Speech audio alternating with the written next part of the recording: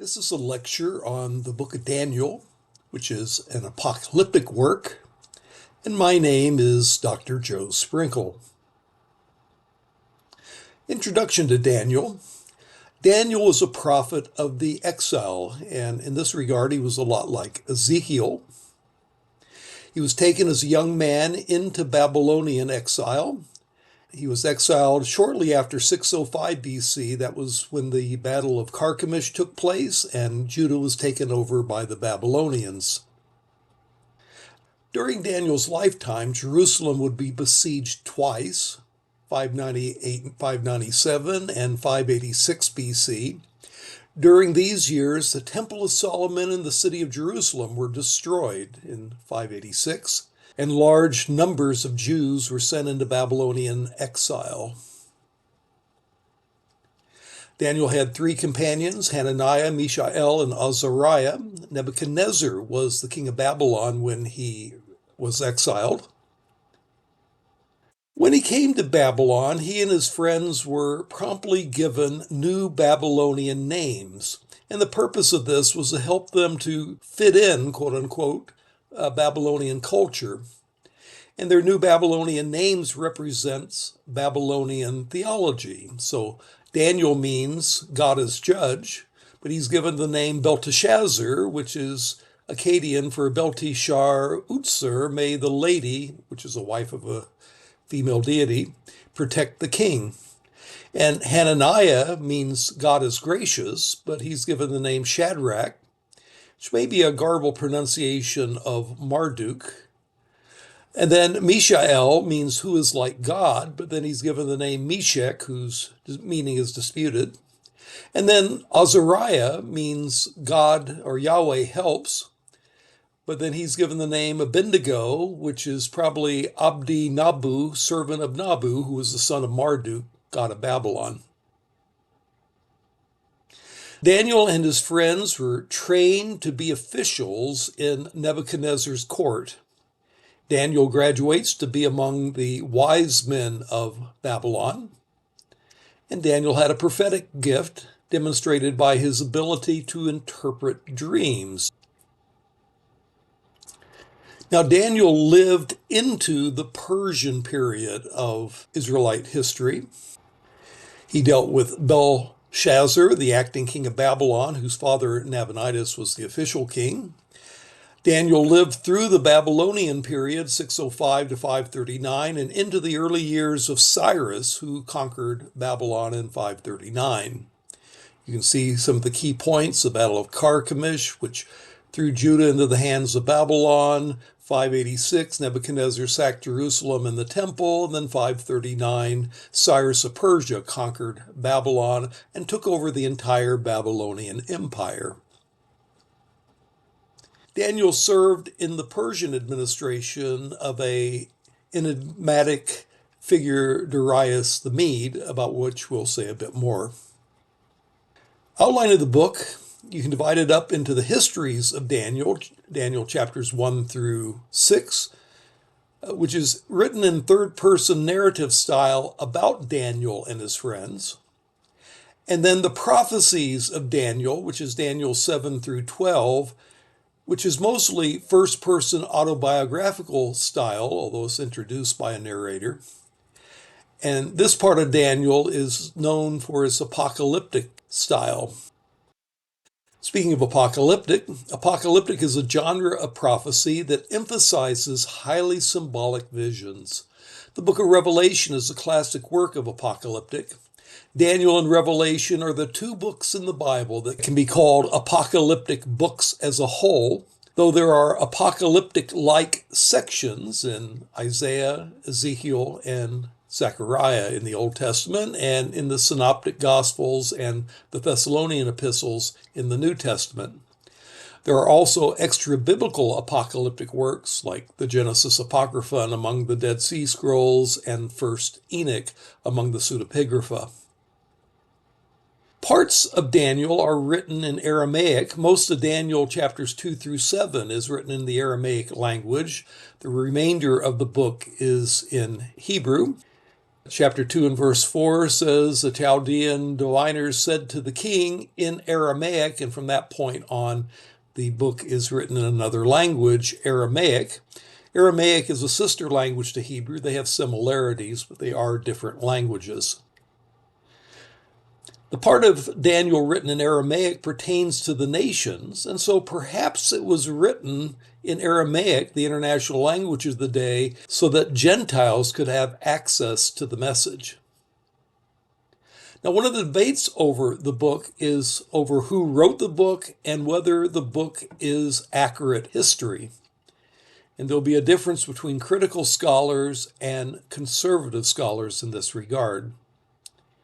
Conservatives will say that Daniel is real history and that the book contains genuine, detailed prophecies that are remarkably fulfilled. The critical view is quite different. They say the book of Daniel is fiction written to give moral and spiritual lessons, kind of like a fable. And the book was written in the 2nd century BC at the time of the Maccabees. The book was a response to when Antiochus IV tried to abolish the Jewish religion. And the predictions in Daniel, according to the critical view, are history in the guise of prophecy. They're not real predictions, but they're predictions put on the mouth of fictional characters, though in fact the things they predicted had mostly already occurred. So let's start with giving the conservative case for the historicity of Daniel. You have the first-person autobiographical style of Daniel chapter 7 through 12. Daniel said, "In my vision at night I looked," and goes on to give the description of the vision that he saw. And this looks like it's autobiographical, and that would suggest that Daniel was the author of the autobiographical sections of chapters 7 through 12. More recent conservatives do not argue that the third-person narratives about Daniel and his friends in chapters 1 through 6 were written by Daniel, as many previous conservatives did. They merely argue that Daniel 1 through 6 accurately describes what Daniel and his friends said and did. Another argument for the conservative view is the uniform Jewish and Christian tradition. You have Matthew 24:15, where Jesus evidently assumes that Daniel is a real prophet who made genuine predictions. As it says to the right here, "So when you see standing in the holy place the abomination that causes desolation spoken of through Daniel the prophet," he goes on to say what you should do when you see that. So Jesus seems to assume that Daniel's a real prophet that made real, genuine predictions. Josephus, 1 Maccabees 2, 59 through 60, and the early rabbinic literature all assume the book of Daniel was historical. Then you have old-looking Aramaic in the style of the Aramaic of Daniel. The Aramaic of Daniel resembles the Aramaic of the Elephantine Papyri. The Elephantine Papyri was written by a Jewish community in Egypt around the 5th century BC. It does not so closely resemble the Aramaic exemplified by the Dead Sea Scroll work, the Genesis Apocryphon, which dates to the 2nd century BC. And we can compare the Aramaic of the Genesis Apocryphon, which has a lot of similarities with Rabbinic Aramaic, with the Aramaic of the Elephantine Papyri, which is 3 centuries earlier. And clearly the language has evolved between the two, and Daniel resembles the earlier Elephantine Papyri Aramaic rather than the later Genesis Apocryphon Aramaic. And that's a strong linguistic argument in favor of the early date for Daniel.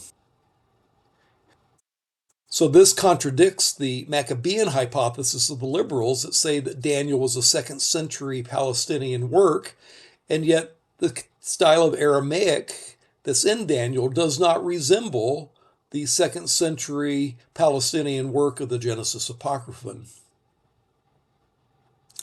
Another argument that the conservatives use is a critique of the liberal view, which is the anti-supernatural bias of the liberal view. Liberals, or critical scholars, who downplay the supernatural have little choice but to argue that the prophecies of Daniel were written after the fact, since to do otherwise is to posit that a miracle has occurred. And if you don't believe in miracles, then you can't do that. This rationalistic view is not compatible with the biblical worldview or even the theology of the book of Daniel itself. Well, now let me give you the case for the critical view of Daniel. They start off with the argument that the predictions in Daniel are too accurate to be real prophecies. Now, note the anti-supernatural bias of this argument. If you believe in supernatural prediction, then accuracy is not a problem. But if you don't believe that such things can occur, or at least not consistently, other than with some common sense and luck, then you have to explain it away. Then they argue for the Greek and Persian words that are in the book of Daniel. Liberals say that the presence of Greek and Persian words date the book to after Alexander the Great conquered the Near East, which he did in the years 335 to 331 BC.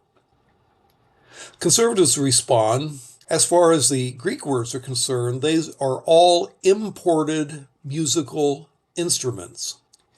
They occur when the band played music at the statue that Nebuchadnezzar set up in Daniel chapter 3.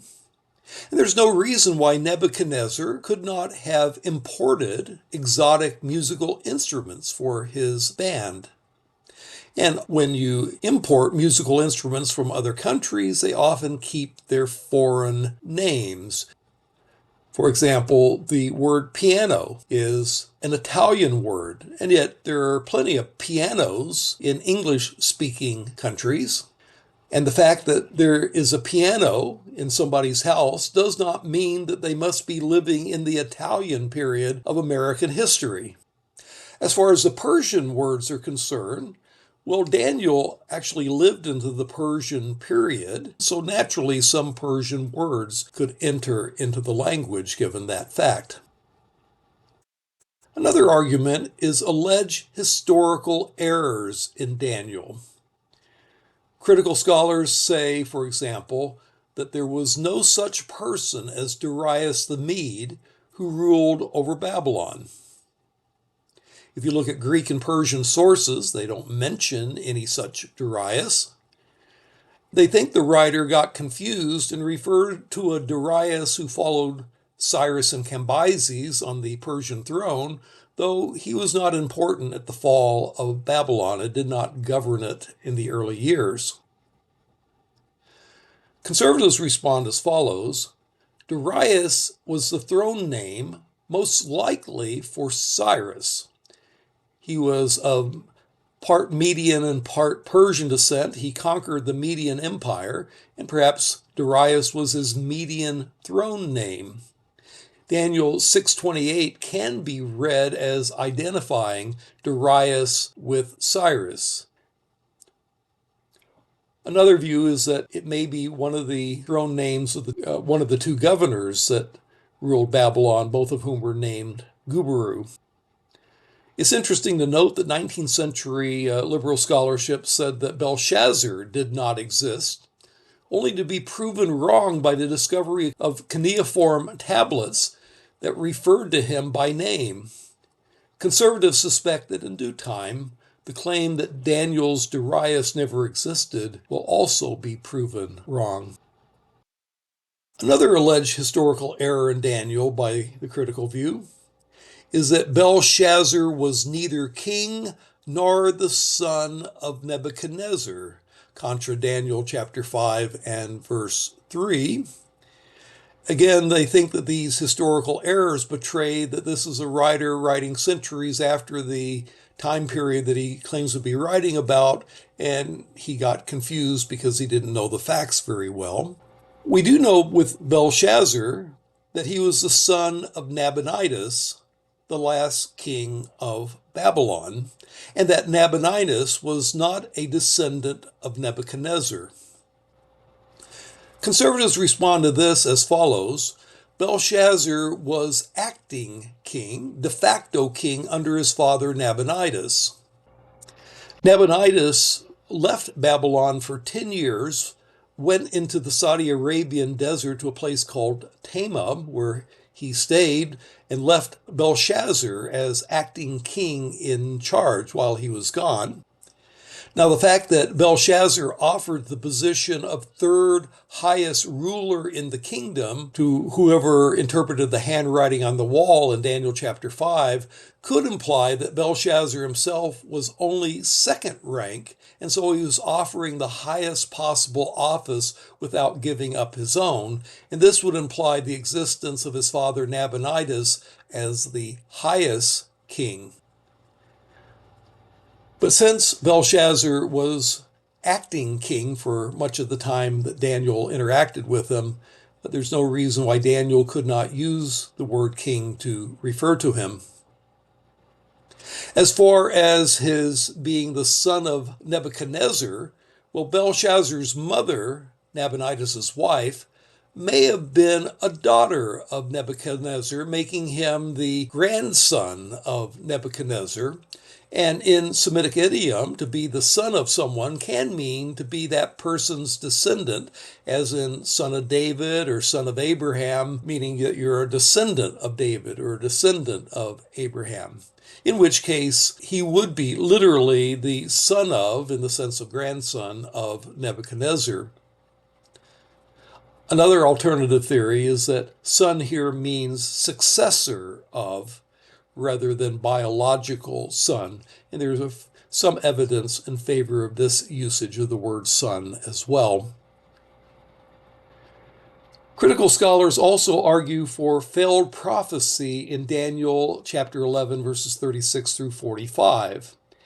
Daniel 11 is a very accurate account of the events of the Persian and Greek period until the time of Antiochus IV.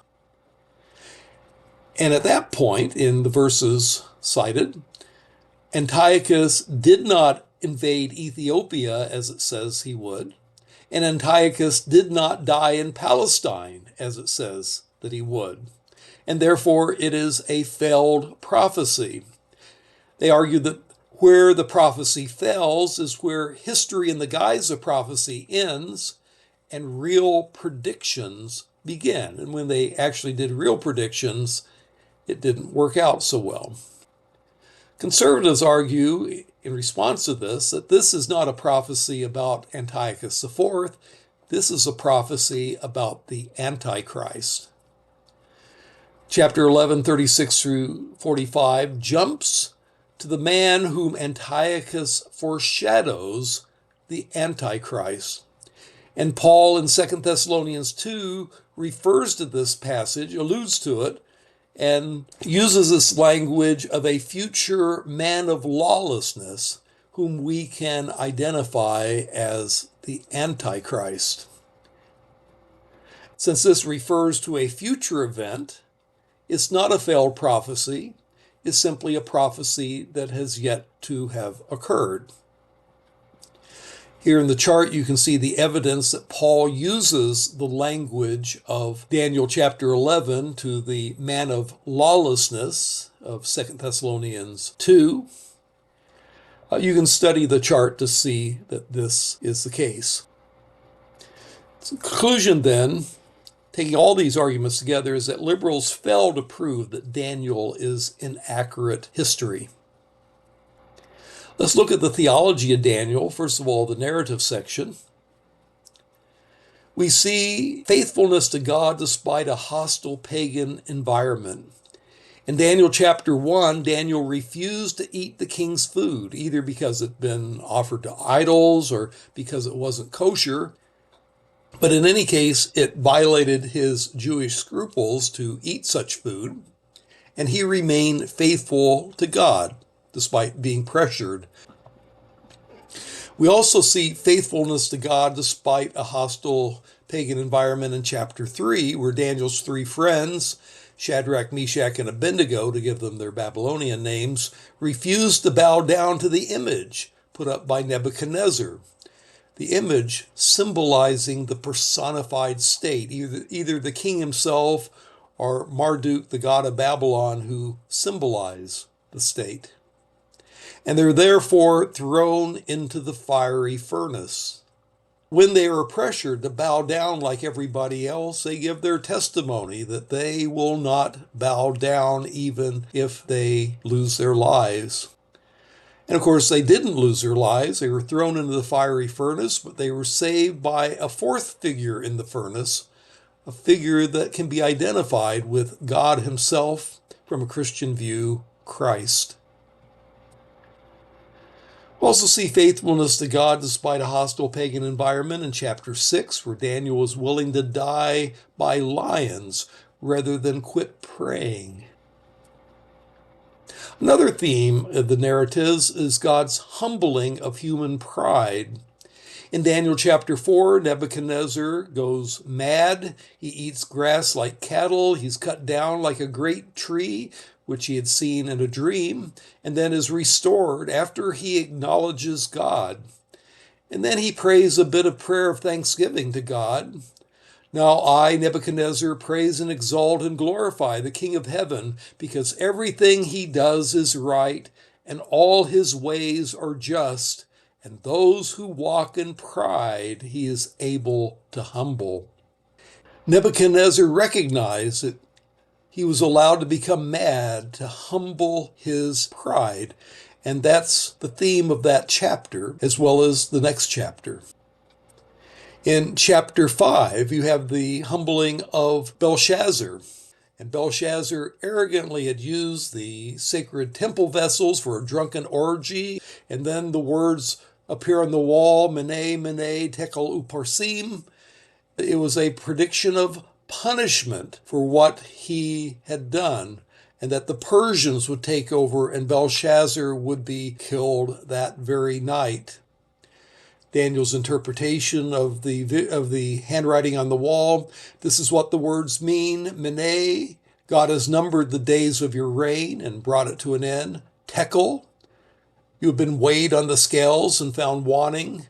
Peres, your kingdom is divided and given to the Medes and Persians. Let's look at some of the theology of the prophecies.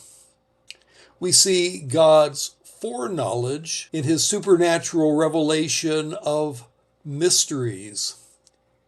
Daniel answered before King Nebuchadnezzar and said, as for the mystery about which the king has inquired, neither wise men, conjurers, magicians, nor diviners are able to declare it to the king. However, there is a God in heaven who reveals mysteries, and he has made known to King Nebuchadnezzar what will take place in the latter days. This theme is developed by all the supernatural predictions, such as in Daniel 8 and chapter 11, where God previews much of intertestamental history. God has a foreknowledge of the future. You also see the sovereignty of God, that God controls history and fulfills his prophecies about the nations.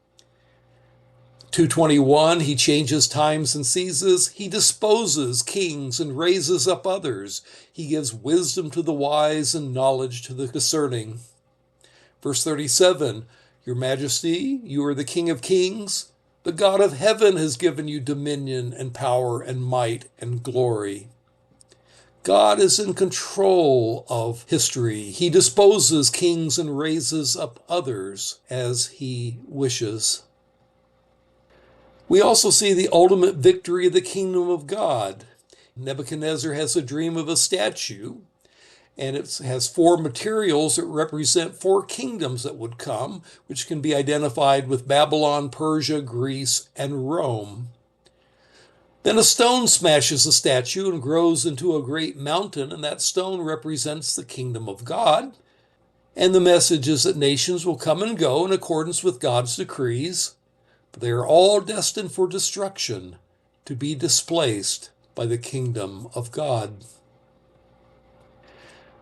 That continues in Daniel chapter 7, where you have four beasts coming out of the sea that correspond to the four materials of the statue of chapter 2.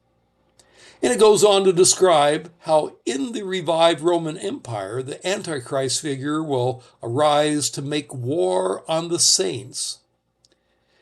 Daniel 7, the fourth beast, the little horn, is parallel with John's description of the Antichrist in Revelation 13. And you might compare the two columns in the chart to see how that is so. Then you have messianic prophecy in Daniel chapter 7, verses 13 and 14. I kept looking in the night visions, and behold, with the clouds of heaven, one like a son of man was coming. And he came up to the Ancient of Days and was presented before him. And to him was given dominion, glory, and a kingdom, that all the peoples, nations, and men of every language might serve him. His dominion is an everlasting dominion which will not pass away, and his kingdom is one which will not be destroyed. Now, the New Testament applies this language to Christ. Before Caiaphas in the Gospels, you'll see the Son of Man coming in the clouds of heaven. And in the book of Revelation, chapter 1 and verse 7 alludes to this passage. Jesus' term for himself as the Son of Man comes from this prophecy. We also see unseen spiritual warfare elaborated on in Daniel chapter 10, where there's warfare between angels and demons that occurs in the invisible world beyond the sight of human beings. Daniel 10 and verse 12, then he continued, do not be afraid, Daniel, since the first day that you set your mind to gain understanding and humble yourself before your God, your words were heard, and I have come in response to them. But the prince of the Persian kingdom, that's a demon, resisted me 21 days. Then Michael, one of the chief princes, that's an angel, came to help me because I was detained there with the king of Persia. Now I have come to explain to you what will happen to your people in the future, for the vision concerns a time yet to come. Unseen spiritual warfare. Also something about the power of prayer. Daniel's prayers of confession for his people and the supernatural answer that he receives in Daniel 9 would be an example of that. Daniel also fasted and prayed for 3 weeks and received an angelic answer to his prayer in Daniel chapter 10. And all this says something about the importance and power of prayer. We also have introduced in Daniel the doctrine of the resurrection of the dead and the last judgment. In Daniel 2 and verse 2, multitudes who sleep in the dust of the earth will awake, some to everlasting life, others to shame and everlasting contempt. This is the earliest explicit reference to the resurrection of the dead at the end of the age that we have in the Bible. I should say something about Daniel chapter 9, the passage about the 70 weeks, which is one of the most difficult and debated verses in all the prophets. There are 3 common interpretations of it. Some say it's fulfilled by Antiochus in the years 171 to 164 BC. That's the typical critical view. Many conservative Christians hold to what's called the Roman view that sees it as fulfilled in the first advent of Christ. And then there's the dispensational view that sees a gap between the 69th week of Daniel's 70 weeks and the 70th week in which the whole church age occurs. The points debated on this particular passage are: when do the weeks begin? When do the weeks end? Are the weeks years or less precise? Is there a gap between the 69th and 70th week? Is there a reference to Antiochus, which is a liberal view, or Christ's second coming, dispensationalists, or Christ's first coming only, non-dispensationalist conservatives? It deserves a great deal more discussion than we can give in this survey, but it would be worth studying. And if you'd like to study the book of Daniel in a great deal more depth, I happen to have written a commentary on the book of Daniel for the Evangelical Biblical Theology Commentary Series. And if you'd like to study the book of Daniel in depth, you might consider getting a hold of this particular commentary. That's my introduction to the book of Daniel, which is an apocalyptic work. And my name is Dr. Joe Sprinkle.